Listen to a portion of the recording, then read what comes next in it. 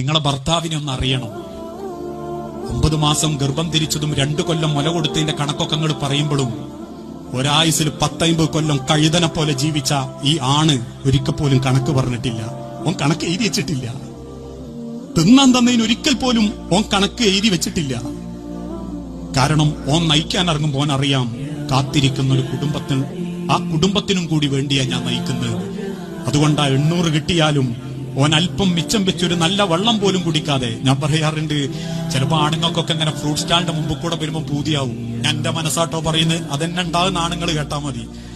Fruit സ്റ്റാളിന്റെ മുൻപ് കൂടെ അങ്ങനെ വരുമ്പോ ഞാൻ ഇങ്ങനെ കരുതും, പഠിച്ചോനെ ഒരു ഓറഞ്ച് ജ്യൂസ് കുടിച്ചാലോ. ഞാൻ പോയി ചോദിക്കും, ഓറഞ്ച് ജ്യൂസ് എന്താ വില? 50 റുപ്യ, 60 റുപ്യ. കിലോ ഓറഞ്ചിന് എന്താ വില? 70 റുപ്യ.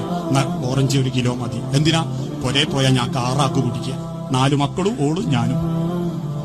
അങ്ങനെ മിച്ചം പിടിച്ച് വാങ്ങിക്കൊണ്ടുവന്നതാണ്. പകലന്തിയോളം വെയിലത്ത് കഷ്ടപ്പെട്ടുണ്ടാക്കി വെച്ചതാ.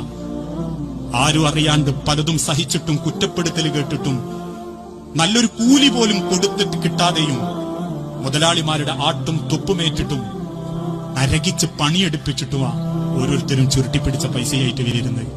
ഓരോ പണിക്കും അതിൻ്റെതായ സങ്കടമുണ്ട്. ഏത് പണിക്കും അതിന്റെ വിലയുണ്ട്.